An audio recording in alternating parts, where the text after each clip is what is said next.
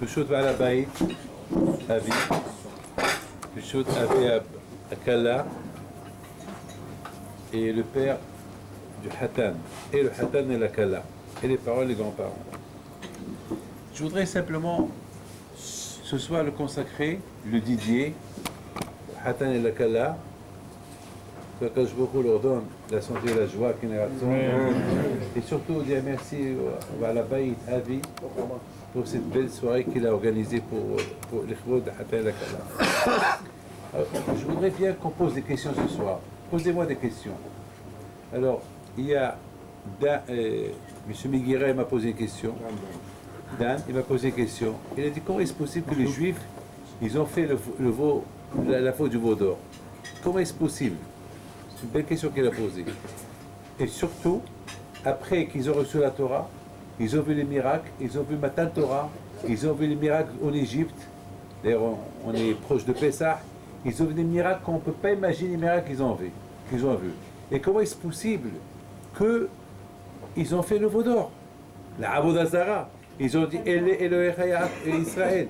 Voici ton Dieu. Ça, c'est la question qu'ils posent. Et en plus, il y a Aaron à Cohen, il les a aidés à le faire. Alors, comment est-ce possible? Ça, c'est la première question. Je voudrais qu'on me pose une autre question. Comme ça, on va faire un débat. Un débat pour le Hatan et la Kala. Alors, une autre question. Alors, maintenant, on a la première question, la deuxième question. On ne va pas poser une question sur autre chose que sur la Torah. C'est comme ça, si Dieu veut, le Hatan et la Kala, ils iront ce soir, avec une force. Amen. Ok, vous avez une question? Comment un jour de retard, ça fait tout sur un jour, c'est pas beaucoup un jour. Très bien, super. Non, mais c'est même pas un jour, 6 heures. Pour 6 heures, tout ça, c'est bien. La question du mot, c'est qu'on dit toujours que le peuple juif, on est le peuple élu, que Hachem il nous a choisi. Mais en réalité, c'est Abraham qui a choisi Hachem, qui a dit c'est toi le Dieu que je recherche. Et après, on nous dit la Torah, on l'a accepté alors qu'on nous l'a donné de force. Donc c'est une question, J'ai pas compris votre question. D'accord, je vais répéter. Vous avez dit? On dit qu'on est le peuple élu, que Hachem nous a choisi. C'est pas qu'on dit, c'est Hachem qui nous a élus. D'accord, mais en fait, c'est nous qui avons été élire Hachem, puisque c'est Abraham qui a été le chercher. Qu'il a cherché, qu'il a trouvé. Voilà. Donc, et la même question en deuxième volet, c'est de dire, on nous dit que la Torah nous a été donnée, mais elle nous a pas donné, on a été obligé de l'accepter puisque la montagne était sur notre tête. D'accord. Ça veut dire que vous voulez dire, on nous a imposé la Torah. Tout à fait. Alors, on nous a imposé la Torah. Je vous pose une question, avant que je donne une réponse. Si je vous donne $1 milliard, et vous ne connaissez pas la valeur de ce milliard, et je vous l'impose, je ne vous l'impose pas, sachant que maintenant vous ne connaissez pas ce qu'est la valeur, mais lorsque vous allez savoir la valeur, vous allez m'embrasser les mains toute votre vie parce que je vous l'ai imposé. Vous aurez accepté ou pas? Que je t'impose d'accepter $1 milliard. Qui n'a pas de valeur à mes yeux? Pour le moment, il n'y a pas de valeur, mais une fois que tu sauras c'est quoi c'est ça la Torah. Au départ, Am Israël, il ne connaissait pas la valeur de la Torah. Alors Hachem, il leur a imposé la Torah. Parce qu'Hachem, il sait, comme un médecin. Un médecin, qu'un homme qui est malade, on dirait les médicaments, ils sont amers. On n'est pas les médicaments. Mais le médecin, il inscrit des médicaments. On sait que les médicaments, surtout les enfants, ils n'aiment pas les médicaments. Qu'est-ce qu'on fait? On impose aux enfants de prendre des médicaments. Parce qu'on sait que c'est pour leur bien. Donc Hachem, qui comme Hachem de savoir que c'était pour notre bien, donc il nous l'a posé. Et maintenant je suis heureux. Hier soir, je l'étais en train de raconter. Après le mariage, je suis parti à la maison et j'ai commencé à écrire. Je prépare mes cours, j'écris. Et à un moment donné, je regarde la montre, c'était déjà 2h30 du matin. Je ne me suis même pas rendu compte que 5 heures ils sont passées. 5h30 ils sont passées. Après, j'ai l'habitude. La Torah, elle a tellement un bon goût, je vous donne la parole d'honneur. Vous connaissez que le goût du vin. Celui-là, il est bon, on fait Hatov amitié, ça. C'est super. Mais la Torah, vous ne pouvez pas imaginer le goût de la Torah. À tel point que mon grand-père Bichopi, dans la Vachon, il a dit que l'argent, ça s'appelle la vie. Et la Torah elle s'appelle une vie. De la même façon que la Torah, qu'on ne peut pas vivre sans l'argent, parce qu'avec l'argent on vit, comme ça on ne peut pas vivre sans la Torah. Et j'irai plus loin. Après 120 ans, c'est pas cette maison qu'on va prendre là-haut, et c'est pas ce vin qu'on va prendre là-haut, et c'est pas tout le bien qu'on a dans ce monde qu'on va prendre là-haut. Après 20 ans, c'est mitzvot qu'on a fait qu'on prend là-haut. Donc c'est ça la vérité. Finalement la vérité c'est la Torah. Parce que la chimishmor, on meurt, tout s'oublie, mais il y a un passage qui dit ce que tu as fait dans ta vie, c'est ça qui va aller, c'est ça qui va aller devant toi. Et quoi la Torah, les mitzvot. Ça se construit au Hatan et la Kala. Ce qu'il a reçu chez son père et chez sa mère, le Hatan et la Kala, ce qu'il a reçu chez son père et chez sa mère, eh bien c'est ça, ils vont bâtir leur avenir sur ça. Et après, eux, ils vont transmettre à leurs enfants ce que eux, ils ont reçu de leurs parents. Et c'est ça, mais ça, mais maintenant, j'ai une belle réponse pour vous. Parce que votre question, elle est super. Vous avez posé quand même Avi, il a posé une question, il a dit comment, pour 6 ans on se trompe. Dan, il a posé une question, il m'a dit comment ils ont pu faire le voleur. Et vous avez dit, pourquoi Hachem nous a imposé la Torah? Je pense que votre réponse, votre question, c'est ça leur réponse. C'est parce que les Bnei Israël, ils se sont posé la question, mais pourquoi on nous a imposé la Torah? C'est finalement, ils n'ont pas reçu la Torah avec goût. Et parce qu'ils n'ont pas reçu la Torah avec goût, ils ont fini par faire le vaudor. Et je vous raconte une petite histoire. Il y a le Hazon Ish. Écoutez bien ce qu'il dit le Hazon Ish. Je l'ai dit tout à l'heure à Johan. Il dit le Hazon Ish. On peut étudier un quart d'heure, une demi-heure, 20 minutes, 1 heure. On ne peut pas trouver le goût de la Torah dans une heure ou une demi-heure. Pour vraiment trouver le goût de la Torah, c'est lorsque on étudie au moins 4 heures, 5 heures. Et moi, j'ajoute quelque chose que je vais vous dire. Imaginez-vous que vous êtes dans un magasin, vous vendez, et bien il y a beaucoup de commerce, il y a beaucoup de clients qui rentrent. Dès qu'on ouvre, il y a le premier client, deuxième, troisième, quatrième, et à un moment donné, il y a un monde fou. Et pendant des heures, il y a un monde fou. Vous ne pouvez pas imaginer la joie que la personne il a lorsqu'il voit un monde fou qui rentre dans le magasin. Il est heureux. Ben justement, il dit Hazon Ish, que pour trouver le goût dans la Torah, c'est pas 1 heure ou 2 heures, 3 heures. Il faut vraiment étudier. Un peu, quelques heures pour trouver le goût de la Torah. Et donc, malheureusement, les Bnei Israël, s'ils sont tombés. Ah, maintenant, vous allez poser une question. Vous allez me dire comment, avec tous les miracles que les Juifs ils ont vus, il a fallu qu'on leur impose la Torah. Non, mon problème c'était Non, mais non, moi je me pose la question. Maintenant, je me pose une autre question. Comment, avec tous les miracles qu'ils ont vus, il a fallu qu'on leur impose à recevoir la Torah, et en plus, comment Aaron il a pu leur faire? Allez, écoutez bien la réponse. Alors donnez-moi quelques minutes, vous allez écouter ce que je vais vous dire. Je vais vous raconter une petite histoire, et de cette histoire-là, on va voir quelque chose. Il y avait une fois une femme, elle vient chez moi, elle me dit qu'elle veut une bracha pour marier sa fille. Bon, je lui dis, je voudrais bien voir ta fille. Elle est venue, sa fille, et de ma tête, je me suis dit, cette fille-là, elle ne peut pas se marier. De ma tête, je me suis dit, cette fille, elle ne peut pas se marier. Mais je ne peux pas le dire à sa mère. Et je ne peux pas le dire à la fille. Pour une raison. Elle avait une très mauvaise haleine. Même de loin, elle parlait, on ne pouvait même pas sentir. Elle avait très... Et en plus, j'ai dit, cette fille-là, il faut un miracle pour qu'elle se marie. Et à partir de maintenant, de ce jour-là, cette fille-là, chaque fois, elle vient me voir pour une bracha. À un moment donné, j'ai senti que c'était un harcèlement. Chaque fois, elle vient, elle me dit, et alors? J'allais lui dire, va te faire le visage. Va chez le dentiste. Mais je vais faire honte. Et je lui dis, madame, bon, je te donne un bon mazal. J'étais incapable de lui dire ce que je pensais d'elle. Et chaque jour, chaque fois, elle vient, elle vient. Et un jour à Marseille, j'étais en train de donner un cours de Torah, et de loin, je la vois. Je dis, Mzroba, même à Marseille, elle est venue. Et mais quoi, elle me suit même à Marseille. Mais c'est pas elle. Et lorsque les gens ils passent pour une bracha, elle me dit, je suis là avec une odeur. Alors là, j'ai dit, c'est là. C'est là. J'allais lui dire, après j'ai rien dit. Encore une fois, et le vase il a débordé lorsque une fois, j'étais encore en train de donner un cours, et encore de loin, je la vois, et je commence à voir est-ce qu'il y a une porte secours. Je voulais qu'après le cours de Torah, je prends une porte et je le sauve. Sans faire une bracha à personne. Et voilà, c'est ce que j'ai fait, j'ai terminé. Je dis, puis la photo, je suis pressé, je dois prendre le temps, je dois partir à Lyon.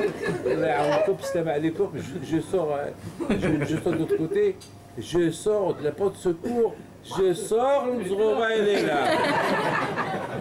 Et j'ai eu peur. Et tellement que j'ai eu peur, j'ai crié un peu. Elle a eu peur elle aussi, elle a eu peur. Elle me dit, alors, je dis, alors quoi? Je ne suis pas marié. Je dis, vous savez quoi? Je pense que votre mazal, il doit être en Afrique. En Afrique. Il faut aller en Afrique. Il faut aller là où il y a la jungle, Bostona, là-bas, il faut aller en Afrique. Là-bas, tu vas trouver là-bas, peut-être un mazal là-bas. Vous dites, il est blanc, il est noir, il est quoi? Je dis, je ne suis pas peut-être un lion, peut-être un tigre. Je ne sais pas quoi, mais ton mazal n'est pas là, il est là-bas. Et depuis, je ne l'ai plus revu. Vous partez en Afrique. Peut-être elle a été dévorée, mais je ne l'ai plus revu. Je ne l'ai plus revu. Et un jour, encore une fois, j'étais en train de donner un cours de Torah quelque part, et je la vois de loin, mais elle avait un bébé dans les bras.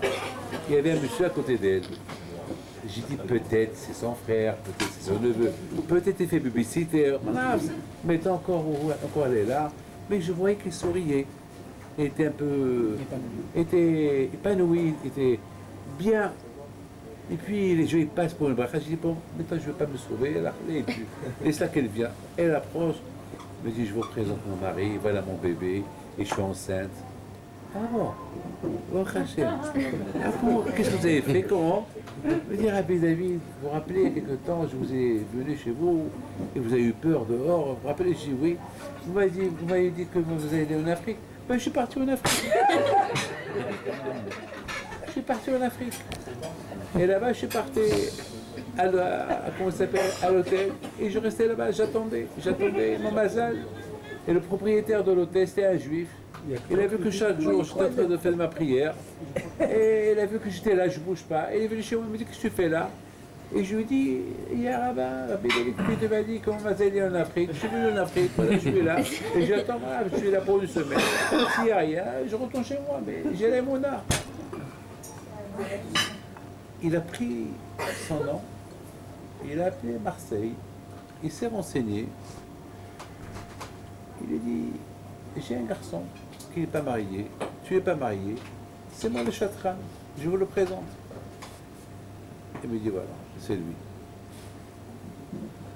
Nous, on ne sait pas où est notre mazal. Moi, je suis marocain. Moi, jamais je croyais que j'allais marier une Algérienne. Autant je voulais marier une femme, une fille du Maroc, de Mogador, pour moi. Et à Akadosh Baruch Hu, il a pensé autre chose. Que mon mazal, c'était une fille d'Algérie. Une fille que... on est deux mondes différents. Et c'est avec elle, ouais, c'est Hachem. Regardez, qui aurait pu croire que chacun avec sa femme. Moi, j'étais fiancé 3 ou 4 fois dans ma vie. Moi, j'ai toujours cru que mon mazal, c'est celle-là. Après, j'ai dit c'est celle-là. Après, j'ai dit c'est celle-là.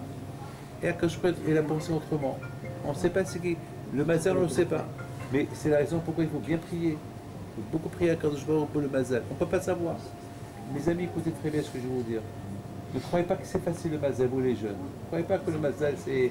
Il tombe du ciel le mazal et voilà, le premier. Non, ça, c'est pas dans les discothèques qu'on trouve un mazal, c'est pas dans les plages qu'on trouve un mazal, c'est pas dans les boîtes de nuit qu'on trouve un mazal. Il faut prier Hachem pour un mazal, pour qu'on tombe sur le vrai mazal. Et je vous raconte une histoire avec Gez, sur Gez qui est là. Je vous raconte une histoire qui est spectaculaire. Elle a eu une histoire avec Behin Pinto, lui. Une grande histoire. Lorsque sa femme était enceinte et que les médecins lui ont dit à New York qu'il faut l'enlever, il faut enlever le bébé. Alors maintenant, lui et sa femme, lui et son mari, enlever un bébé, c'est grave d'enlever un bébé.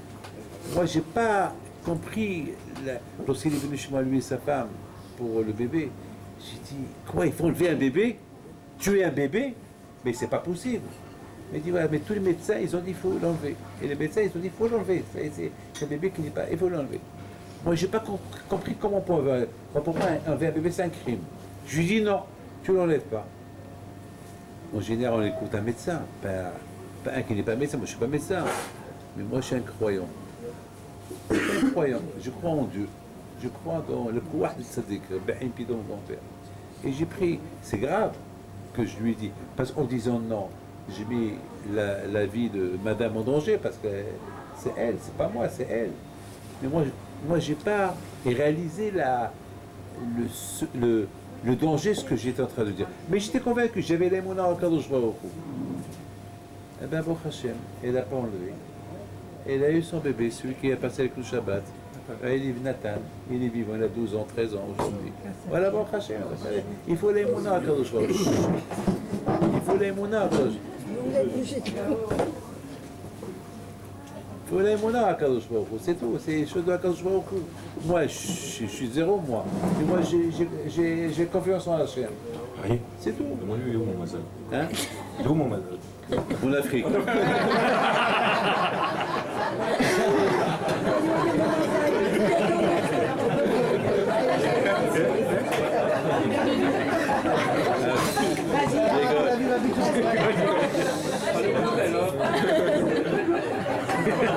Alors la bouteille. Que Hachem vous protège. Je donne maintenant la réponse à Dan et à Avi. Écoutez bien la réponse. Je vous en prie, vous écoutez la réponse. Vous allez bien, et là, vous allez bien comprendre la question que vous avez jusqu'à maintenant. Et surtout, Aaron, à Cohen, il n'a pas réussi à les stopper. La réponse, elle est, lorsqu'on n'a pas la Torah, on peut faire n'importe quoi. Il n'y a que la Torah, comme la Gemara dit. La Torah, Magina Matsuri. On peut voir des miracles, on peut voir des grands miracles, mais si on n'a pas étudié la Torah, elle ne peut pas nous protéger. Le Tzar est très fort. Il n'y a que la Torah qui peut te protéger. Pourquoi moi, David Pinto? Pourquoi j'ai pas les Tzara contre tout le monde? Mais je sais une chose, la Torah, elle me protège. La Torah, elle me guide, la Torah, elle m'aide. À Israël, ils ont reçu la Torah, c'est vrai. Hachem leur a donné 10 commandements, mais pas toute la Torah. Ils n'ont pas commencé encore à l'étudier. Et tant qu'ils n'ont pas commencé à l'étudier, le danger était fort. Le Tzara était fort. Le Tzara, il peut te montrer beaucoup de miracles, et après 5 minutes, il peut te rendre idolâtre. Il peut te rendre idolâtre. Tzara était fort. Tu ne peux pas imaginer. Moi, David Pinto, regarde, moi, ça s'est passé avec moi la semaine dernière. Il y a 2 semaines, il y a un vendredi, j'arrivais de New York. J'avais dans ma poche $20. Quelqu'un m'a donné $20 pour les donner à un pauvre. Je fais une mitzvah. De l'aéroport, je suis parti à la yeshiva, j'ai fait ma prière et j'étais crevé. J'ai dit après, je vais aller dormir, mais Baruch Hashem, j'ai complètement été Tzara, j'ai pas dormi toute la nuit, j'ai reçu des gens toute la semaine, non-stop, et j'étais crevé, fatigué. J'ai fait ma prière et j'avais une Tzara. Lequel? Il y avait une femme qui a l'habitude de venir chaque vendredi à la yeshiva et elle ramasse peut-être 50, 100 euros. Et j'ai dit, je lui donne les $20. Écoutez, je vous en prie, écoutez ça. Écoutez ça. Et je mets mes mains dans ma poche, et je touche les $20. Je lui donne. Après, je dis, mais c'est trop pour elle. Pourquoi je lui donnais $20? Ben, je lui ai donné $5, $10. Je lui ai donné un peu de la coupe. Pourquoi $20? $20, je les donne à quelqu'un d'autre. Pourquoi à elle? essaye, tout le monde va lui donner. Et pendant, donne-lui, non, non. Bon, après, je ne vais pas donner. Je vais donner quelques sous et je rentre à la maison. Je prépare mon costume de Shabbat, écoutez bien. Je prends ma douche. Je rentre dans la chambre. Et je remets un costume. Un costume. Bon. Moi, je suis très pointilleux à la maison. Shabbat, j'aide ma femme. Le fait de Shabbat, tous les 2 heures, 3 heures, 4 heures, j'arrange la cuisine, je fais la dafina, j'éteins les téléphones, j'aide ma femme. Même qu'on a une femme de ménage qui nous aide le vendredi, mais moi le Shabbat, la cuisine, le manger, c'est moi qui le... Ma femme elle fait le manger, mais moi la dafina, c'est moi qui l'a fait, et j'arrange un peu, j'aide un peu. Comme ça j'ai appris de mon père. Il faut que je goûte le Shabbat. Et voilà, je rentre, je m'habille, et je vais à la yeshiva. Je fais, écoutez bien, je fais la prière, et j'étais le Shah Tzibour, et je fais les Ranena, les Chadoudi, jusqu'à la fin. La fin c'est quoi? J'ai terminé la prière, et je dis Shabbat Shalom à tout le monde, je rentre à la maison, ça veut dire voilà, ça veut dire j'arrive à la maison, et simplement comme ça, je mets mes mains dans ma poche, et je touche. Ah, je touche. Il y avait un billet. Aïe, David!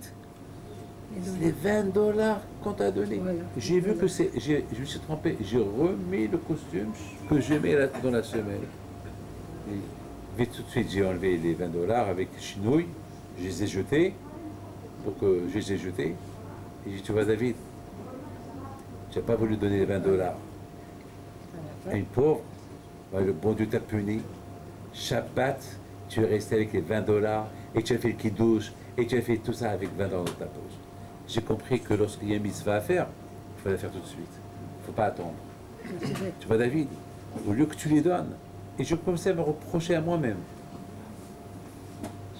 Alors ça, voilà ce qui m'est arrivé. Avec quelqu'un qui n'a pas la Torah du tout, il peut faire encore plus. C'est la raison maintenant à Israël. Ils n'étaient pas assez forts pour ne pas faire le veau d'or. Moi, David Pinto, comme vous, Dan, comme vous, si je vous dis faites le veau d'or, vous allez dire non. Pourquoi? Parce que vous avez la Torah. Parce que là, tu l'as reçu. Mais eux, ils n'ont pas encore étudié. Toi, tu l'as étudié. Tu comptes des cours de Torah. Donc, tu es protégé par la Torah. Lorsqu'on est protégé, on ne fait pas le veau d'or. Mais lorsqu'on n'est pas protégé de la Torah, on peut faire n'importe quoi. Et c'est la raison que même Aaron était incapable. Aaron, il a eu peur de parler parce qu'il il le tue. Ils ont déjà tué Hur. Maintenant, si lui il dit non, ils vont le tuer. Il s'est dit, je préfère que je prenne la faute moi et pas eux. Et tout cela pour vous apprendre que lorsqu'on n'a pas la Torah, on est dans le Baruch Hashem aujourd'hui, même qu'on habite à Ranana, même qu'on habite à Paris, Baruch Hashem, on étudie en cours, on entend un cours de Torah, là, ça va, c'est bien, on va la mettre au bout de tout cela, on est en train de boire, on est nos ici, on part Torah, etc., etc. Et on a les Mouna, Baruch Hashem, on a nos femmes qui nous aident grâce à Dieu. Et voilà, c'est Baruch Hashem, il y a beaucoup, on peut, mais à l'époque, ils n'avaient pas encore rien du tout de tout ça. C'est la raison pourquoi ils ont fauté, ils ont fait le veau d'or. Une leçon à apprendre. Lorsqu'il n'y a pas la Torah, on est en danger. Lorsqu'il y a la Torah, de temps en temps, on étudie, on prend des cours de Torah, on met tefillin, on aide nos femmes, on fait la tzedaka, et on fait ma'asim tovim, on est protégé. Mettons, Hazak, Kala, je vous bénis, puis sourd, Rabbi Pinto, Bakash Baruchou, il vous donne, Bracha, Betzlacha. Voilà Dan, Avi, qui est là, le Balabaïd. J'ai des centaines d'histoires avec lui. Je le connais depuis 20 ans, 25 ans, j'étais à son mariage. Mais s'il est là aujourd'hui, c'est l'Emouna qu'il a. Et cette Emouna qu'il a, c'est grâce à sa maman, son père. L'Emouna qu'ils ont inculqué en lui. C'est pas une Emouna, Edan, Miguera aussi. S'il est là aujourd'hui avec. C'est l'Emouna que sa maman et son papa, ils ont bracha. Ils ont inculqué en eux. Ne croyez pas que c'est l'Emouna. C'est pas facile là, vivre aujourd'hui dans une période pareille. Et c'est pas facile, c'est dur d'avoir l'Emouna. C'est dur. Très très dur, très dur. Mais Baruch Hashem, on l'a. Baruch Hashem, on l'a. Je voudrais simplement vous dire une phrase. Il y a ma fille qui m'appelle ce matin. Il me dit, papa, je veux ça. Je lui dis, ma fille, je suis pas le bon Dieu. Il me dit, je m'en fous, je veux ça. Qu'est-ce qu'elle voulait? Ben, elle voulait savoir, elle a un examen, il faut que je le choisisse. Je lui dis, madame, je dis, ma fille, je ne peux pas te dire, papa, je veux. Je dis, si ça ne marche pas, il faut que ça marche. J'ai beaucoup aimé la façon qu'elle a parlé. Il faut que ça marche. C'est ça la mouna. Il faut que ça marche. Il faut être convaincu. Alors, j'ai dit, alors, qu'est-ce que tu penses? Il me dit, papa, tu me dis. Je dis, ce que tu prends, c'est ça qui va arriver. Puis je pars comme ça, alors ce que tu choisis, eh ben, Hachim va choisir ce que toi tu vas choisir, alors la prof, elle va choisir ce que toi tu vas choisir. Merci papa, au revoir. Attends, mais quel business? C'est ça, il faut être convaincu. Mais Mouna, c'est la conviction. Je suis convaincu. Ani mami, ani mami, ani mami, Mouna shenema, bébé Hamashia, bébé Hamashia, ani mami.